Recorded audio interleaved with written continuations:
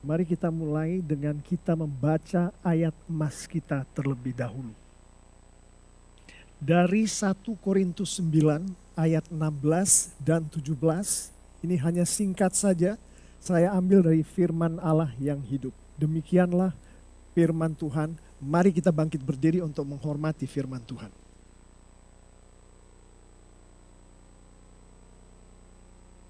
Sebab mengabarkan Injil sama sekali bukan jasa saya sendiri.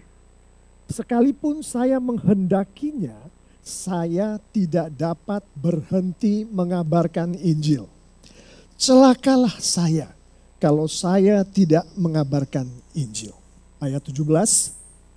Seandainya saya melakukan pekerjaan ini atas kemauan sendiri, tentu Tuhan akan mengupai saya. Tetapi bukan demikian halnya.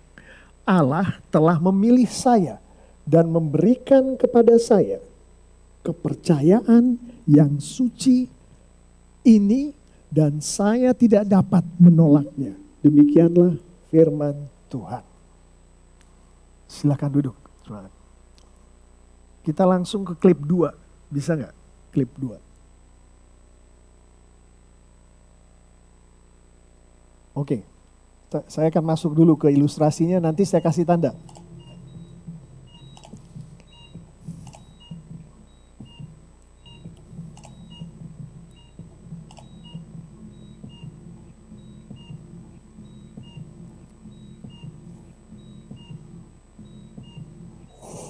Oke.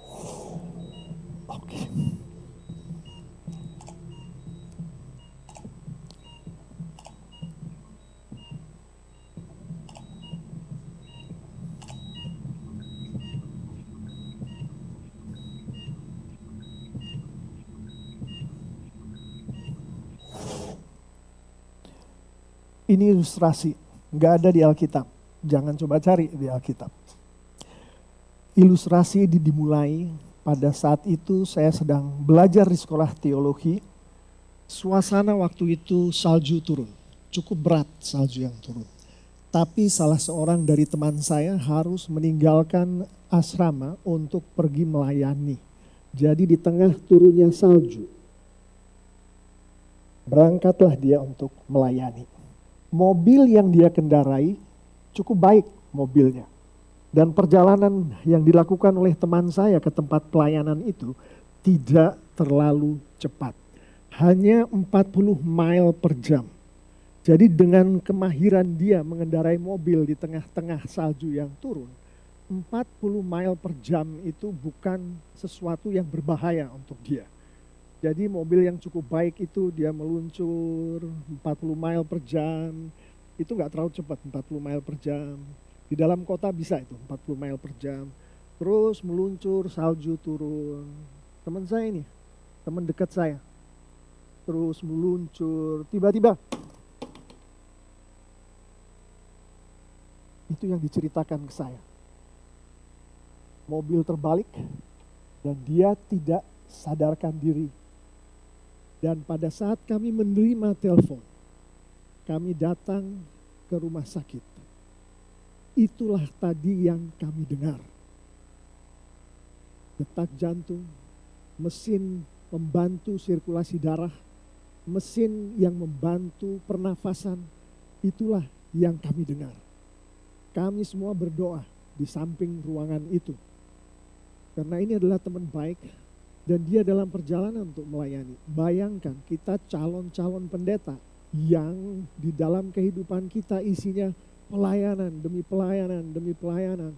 Pertanyaannya adalah kenapa ini orang sedang dalam perjalanan untuk melayani, dia mengalami hal seperti ini. Sangat menggoncangkan bagi kami. Kami menunggu sampai kemudian salah satu dari tim dokter keluar dari kamar. Dan tim dokter mengatakan, ada masalah di sini, ada masalah di sini, ada masalah di sini, ada masalah di sini. Tapi ada kabar baiknya. Kabar baiknya adalah jantung teman kamu ini masih dalam keadaan baik. Jantungnya masih berdetak. Tadi sempat dengar kan detakan jantungnya. Dek, dek, dek, dek, dek, dek, dek, dek. Sempat dengar kan yang itu? Pertanyaannya adalah, apakah teman saya ini dengan detak jantung yang seperti itu masih bisa survive atau gak bisa survive? Simpan dulu pertanyaan itu. Kita akan masuk ke dalam firman Tuhan kita hari ini.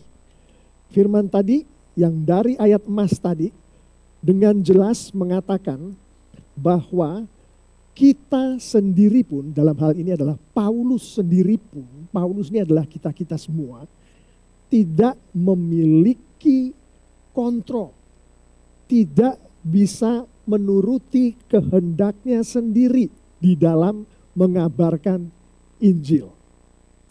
Kalau kita lihat siapa Paulus ini, di 1 Korintus, di pasal-pasal sebelumnya kita sudah mengetahui bahwa di dalam kehidupan manusia, terutama untuk anak-anak Tuhan ini yang dibicarakan oleh Rasul Paulus.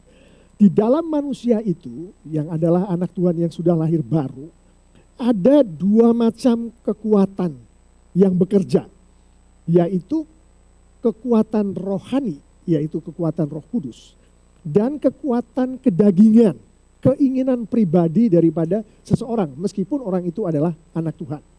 Kita tahu dari pasal-pasal yang lalu, seseorang yang dikuasai oleh kekuatan Roh Kudus adalah manusia rohani. Seseorang yang dikuasai oleh kedagingannya sendiri adalah manusia duniawi.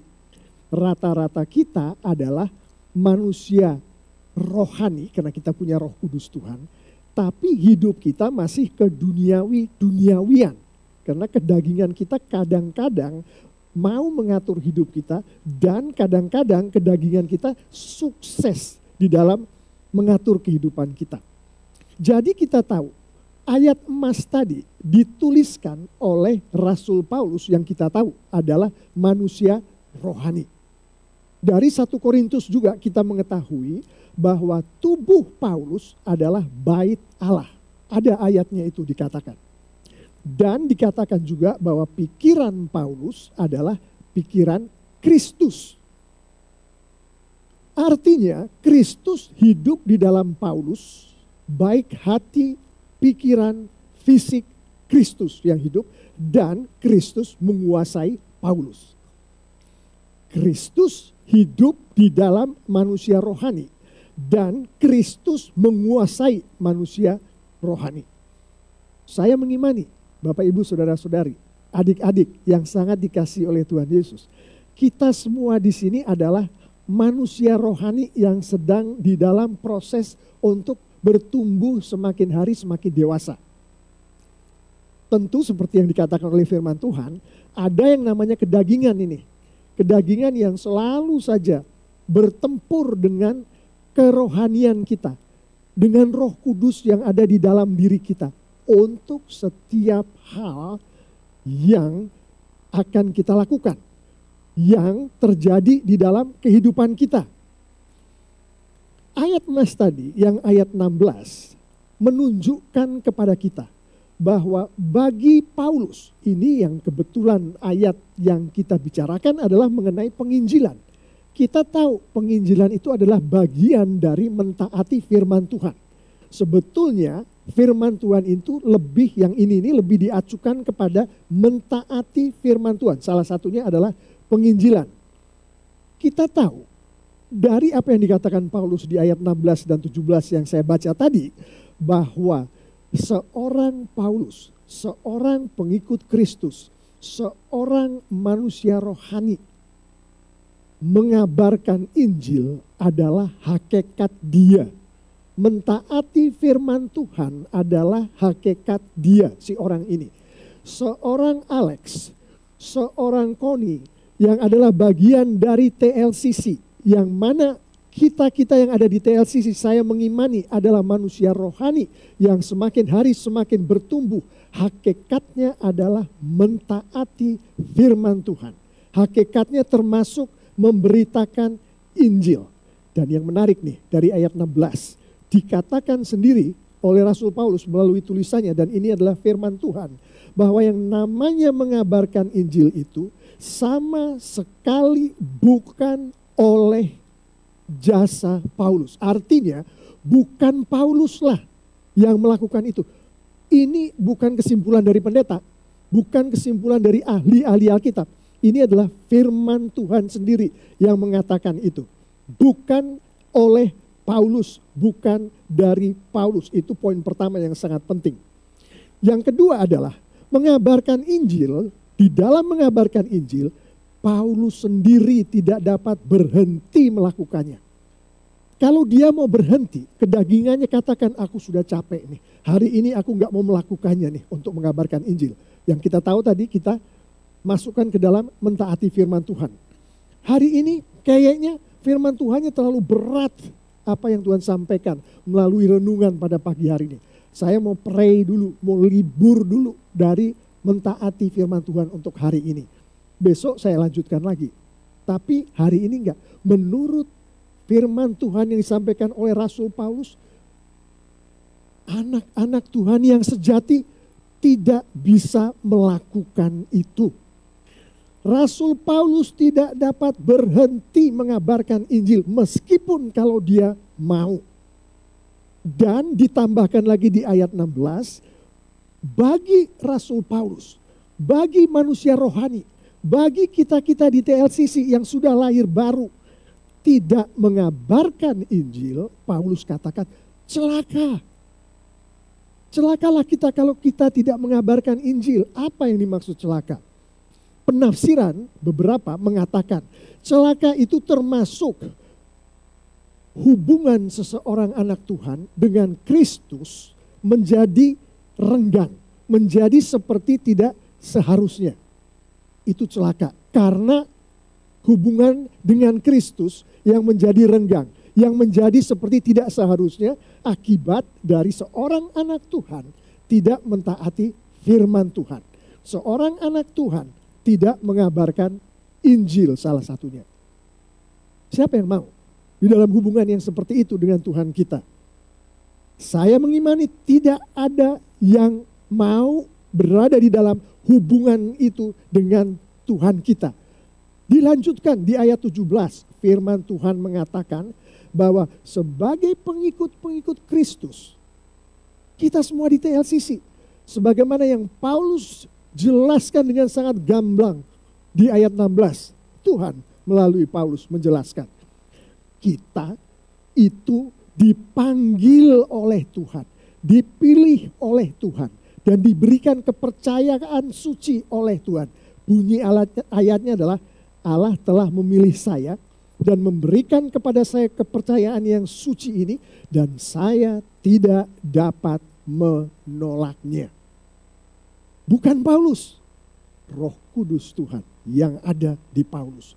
Bukan kehendak Paulus yang membuat dia menyampaikan Injil atau tidak menyampaikan Injil. Kehendak Roh Kudus Tuhan yang ada di dalam Paulus yang menyebabkan Paulus menyampaikan Injil. Tuhan. Kembali ke ilustrasi tadi. Jadi kami bertanya ke dokter.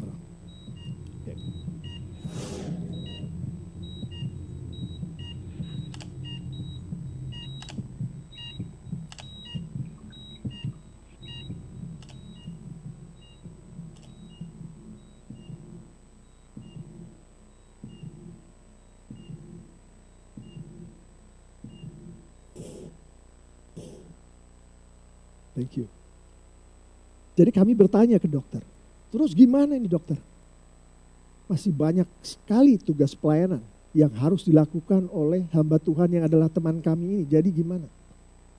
Karena jantungnya masih berdetak dengan normal, diagnosa, prognosis atau dokter mengatakan kemungkinan anak ini, dokter bilang anak tapi dia seumur saya waktu itu, sekitar 30 tahun.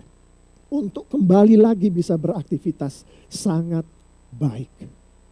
Terus saya pikir, kok dokter bilang begitu ya? Padahal secara fisik teman saya ini selama beberapa waktu sudah berhenti fisiknya untuk berfungsi. matanya udah nggak bisa melihat. Karena dia kan pada saat benturan itu kesadarannya hilang, matanya nggak berfungsi lagi. Tangan dan kakinya sudah tidak berfungsi lagi pada saat benturan itu terjadi. Tapi jantungnya masih berdebar, masih berdetak. Bahkan pada saat di meja operasi sekalipun, jantung teman saya itu masih berdetak. Dan Tuhan katakan, ini baik. Kami diskusikan antara teman-teman, waduh kalau begitu, misalkan jantung ini fungsinya dikuasai oleh tubuh. Tubuh teman saya ini menguasai fungsi jantung dari teman saya. Pada saat tubuh itu berhenti berfungsi, karena jantung di bawah tubuh berfungsinya, maka dia akan berhenti juga dong. Berhenti berdetak dong, kalau dikuasai oleh tubuh. Tapi kenyataannya, jantung itu tetap berdetak. Duk, duk. Kita dengerin tadi kan, duk, duk di meja operasi itu. Duk, duk. Dia tidak dikuasai oleh tubuh. Jantung beroperasi di luar kekuasaan dari tubuh seseorang. Dan tahukah kita apa yang terjadi pada saat jantung itu berdetak dan tubuh sudah tidak berfungsi lagi? Jantung melakukan tugasnya, yaitu menyebarkan oksigen ke seluruh tubuh. Supaya tubuh itu tetap berfungsi, supaya maksudnya tidak mati, tubuh itu tidak mati. Bapak ibu saudara-saudari, adik-adik yang sangat dikasihi Tuhan Yesus. Kalau ada di antara teman kita atau saudara kita yang kita tahu akibat dari suatu peristiwa medis kemudian meninggal secara tiba-tiba, biasanya yang terjadi adalah serangan jantung. Yang diserang adalah jantungnya, langsung diserang. Berhenti dia, jantung berhenti berdetak, mati itu orang. Dia nggak ada kesempatan hidup lagi karena jantungnya berhenti. Begitu jantungnya berhenti meskipun tubuhnya masih, darahnya masih mengalir. Orang kena serangan jantung itu nggak langsung jadi biru, jadi hitam, kehabisan nafas, nggak seperti itu. Nggak. Jadi kalau dibawa ke rumah sakit itu orang jantungnya doang yang berhenti gitu. Tapi udah hilang, dia sudah hilang dari dunia. Jadi itulah fungsi jantung di dalam tubuh kita. Tetap bekerja di luar kemampuan dari tubuh dan tetap melakukan fungsinya mendistribusikan oksigen. Apa yang disampaikan oleh Rasul Paulus? Firman Tuhan, Tuhan yang sampaikan. Ilustrasi ini kena sekali Bapak Ibu, saudara-saudari, adik-adik yang sangat dikasihi Tuhan Yesus. Roh Kudus Tuhan yang ada di dalam setiap kita. Orang-orang yang sangat dikasihi oleh Tuhan Yesus, yang diberi oleh Tuhan Yesus Roh Kudusnya, seperti jantung itulah seharusnya. Dia beroperasi di luar kedagingan kita. Roh Kudus itu tidak boleh beroperasi di bawah pengaruh atau kuasa dari kedagingan kita. Jadi, jantung beroperasi di luar kemauan tubuh dan kuasa tubuh dan tetap menyalurkan, mendistribusikan oksigen. Sebagai akibatnya, hasilnya, teman saya saat itu tetap hidup. Saat itu. Tadi kan pertanyaannya, setelah dari meja operasi dia tetap hidup atau enggak? Saat itu dia tetap hidup karena jantung masih berfungsi. Roh Kudus berfungsi di dalam tubuh manusia rohani, kita semua. Dan dia berfungsi di luar kekuatan dan kemauan dan apapun yang kedagingan kita mau. Hasilnya, akibatnya, rohani kita akan tetap selalu hidup. Rohani kita tidak akan pernah mati selama Roh Kudus itu masih berfungsi di dalam tubuh kita di luar kemauan kedagingan kita. Kita tahu salah satu yang disampaikan oleh firman Tuhan tadi, fungsi daripada Roh Kudus adalah menyalurkan, menyebarkan firman Tuhan. Seperti jantung menyalurkan oksigen, menyebarkan oksigen. Roh Kudus Tuhan menyalurkan, menyebarkan firman Tuhan. Dan karena firman Tuhan yang disalurkan ini, maka secara rohani tubuh kita tidak akan pernah mati secara rohani. Kembali lagi, hidup gak ini? Si teman saya keluar dari meja operasi. Kalau kita ingat lagi, detak jantungnya tadi, beberapa detik terakhir kan, dek, dek, dek, dek, kan seperti itu. Stabil, detak jantungnya stabil. Jadi dari meja operasi dia keluar dalam keadaan hidup. Meskipun kemudian dia mengalami koma selama beberapa hari. Tapi fungsi badannya segala macamnya berjalan. Artinya ini orang gak mati, ini orang hidup.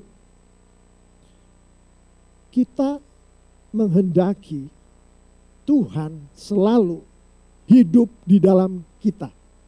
Roh Kudus Tuhan selalu hidup di dalam kita. Dan firman Tuhan katakan, pada saat hal itu terjadi, Roh Kudus selalu hidup di dalam kita. Roh Kudus selalu menguasai kita. Maka semua janji-janji Tuhan, semua kehidupan yang Tuhan janjikan berdasarkan firman-Nya akan selalu berada di dalam kehidupan kita. Artinya, ini kita hidupi selama Roh Kudus itu hidup di dalam kita. Itulah ringkasnya firman Tuhan dengan 2 ayat emas pada hari ini. Pertanyaannya sekarang adalah, sebagaimana teman saya dengan jantungnya tadi, dokter memberikan nasihat kepada kami, teman-teman yang masih hidup, yang masih sehat, yang tidak mengalami kecelakaan. Anda sudah menyadari ini jantung bekerja di luar tubuh Anda. Di luar kontrol tubuh Anda. Secara kedokteran dibilang otot tak sadar nih ya, mengontrol jantung. Satu lagi yang perlu dilakukan. Kita harus rawat itu jantung. Olahraga yang baik, makan yang benar, tidur yang benar, hidup teratur, itu adalah cara merawat jantung. Supaya dia melakukan fungsinya. Bagaimana dengan merawat Roh Kudus di dalam diri kita? Haruskah kita rawat Roh Kudus itu? Sama seperti jantung. Harus dirawat. Roh Kudus itu juga harus dirawat. Perjanjian Lama dengan jelas menunjukkan hal ini, bahwa Roh Kudus harus dirawat. Daud, Raja Daud, salah satu hamba Tuhan yang perkasa mengatakan, "Oh Tuhan, jangan ambil kembali Roh Kudus-Mu dari aku." Parafrase itu. Artinya, harus ada yang dilakukan oleh seorang anak Tuhan supaya Roh Kudus itu terawat di dalam diri anak Tuhan itu. Firman Tuhan secara keseluruhan menunjukkan kepada kita, kalau jantung tadi dirawat dengan hidup teratur, maka Roh Kudus dirawat dengan intake, masukan firman Tuhan secara teratur. Masukan firman Tuhan secara teratur yang paling sempurna adalah dengan kita menyampaikan firman Tuhan. Oh enggak Pak Pendeta, cukup saya baca firman Tuhan. Masukankah itu? Belum tentu. Tapi kalau kita bisa menyampaikan apa yang kita baca, artinya masukannya ini masuk ke kita dengan pasti, dengan benar. Makanya kita bisa menyampaikan. Kalau kita belum menyampaikan firman Tuhan, belum tentu apa yang kita baca masuk seperti yang seharusnya. Jadi kalau jantung hidup teratur, maka untuk Roh Kudus Tuhan merawatnya adalah masukan firman Tuhan secara teratur setiap hari dengan konsisten. Sangat mudah untuk dimengerti, bukan? Apa yang barusan terjadi antara ilustrasi jantung dan Roh Kudus ini, bukan? Gampang. Semua orang bisa tahu. Anak-anak sekolah minggu di sini saya mengimani bisa mengerti pentingnya jantung, pentingnya Roh Kudus. Pentingnya jantung itu tidak dikontrol oleh badan kita. Pentingnya bahwa badan kita nggak bisa bilang ke jantung, stop, stop. Kamu berhenti dulu berdebar, berdetik hari ini. Atau kalau kita sedang berdebar-debar, stop, pelan, pelan, pelan, jantung, pelan. Pelan dikit, pelan dikit. Nggak bisa.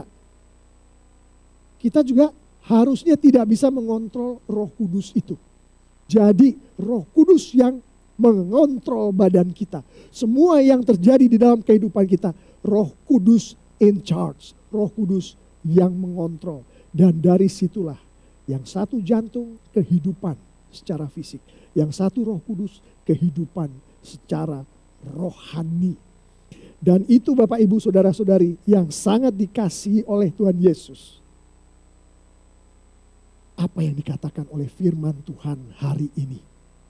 Tuhan menghendaki kita untuk jangan sekali-kali kontrol itu Roh Kudus.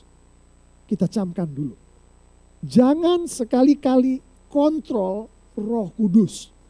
Roh Kudus katakan sesuatu. Apa sesuatu yang dikatakan oleh Roh Kudus itu? Berdasarkan firman Tuhan. Jangan dikontrol. Pak Pendeta, saya ini papi saya dokter. Saya punya keluarga yang mengerti masalah kesehatan. Mana ada sih manusia yang bisa mengontrol jantung, Pak Pendeta? Pertanyaannya seperti itu. Dikatakan oleh tim dokter itu. Banyak manusia yang bisa mengontrol jantung itu, banyak. Caranya minum alkohol. Minum alkohol, makan makanan yang berlemak. Lakukan kebiasaan hidup yang jelek. Tubuh itu melakukan itu. Dan akibat dari itu, jantung gak berfungsi bahkan berhenti berdetak. Anda katakan tubuh tidak bisa mengontrol jantung. Bisa. Bisa. Sama dengan badan kita, kedagingan kita. Bisa mengontrol Roh Kudus. Jangan baca firman Tuhan. Kita baca firman Tuhan katakan A, lakukanlah B. Iya kan? Firman Tuhan katakan engkau sebagai anak-anak Tuhan yang aku cintai yang ada di TLCC. Engkau harus saling mengasihi satu sama lain. Care groupmu engkau bikin hidup karena engkau saling mengunjungi satu sama lain. Saling peduli. Dan kita, anak-anak Tuhan di TLCC katakan aku terlalu sibuk untuk mengunjungi. Aku terlalu sibuk untuk mendoakan. Aku terlalu sibuk untuk melakukan ini, untuk melakukan itu. Itu kita mengontrol jantung. Itu kita mengontrol Roh Kudus. Bahaya itu. Kita tahu pada saat tubuh bisa mengontrol jantung, teman saya itu kecelakaan dan kesadarannya hilang. Matilah jantung itu dan matilah dia. Karena tubuhnya mengontrol. Pada saat kita melakukan tindakan di mana Roh Kudus dikontrol oleh kedagingan kita, maka secara rohani matilah kita. Itu sangat berbahaya. Dan itu adalah salah satu pesan yang firman Tuhan hari ini mengatakan kepada kita semua. TLCC, jangan biarkan kedagingan kita mengontrol Roh Kudus Tuhan. Dan jangan anggap ini sepele. Karena kenyataannya banyak di antara kita yang dari kelakuan kita, kita mengontrol Roh Kudus. Di dalam bahasa Alkitabnya mendukakan Roh Kudus. Saya ingin mengajak kita semua untuk merenungkan hal ini sebagai penutup dari penyampaian firman Tuhan ini. Betapa seringnya kita melakukan hal yang sangat berbahaya ini. Yaitu membiarkan tubuh kita untuk mengontrol Roh Kudus Tuhan di dalam kita. Mari kita bangkit berdiri, kita akan renungkan ini. Apa sajakah yang secara sengaja maupun tidak sengaja kita sebagai anak-anak Tuhan yang dikasih oleh Tuhan, yang dengan darahnya dia membuat kita semua anak-anak Tuhan. Tapi kita dukakan Roh Kudus Tuhan yang ada di dalam kita. Dengan tindakan kita. Yang membuat kedagingan kita menang atas Roh Kudus Tuhan yang ada di dalam kita. Mari kita renungkan itu. Saya akan mengundang tim musik kita untuk naik ke panggung.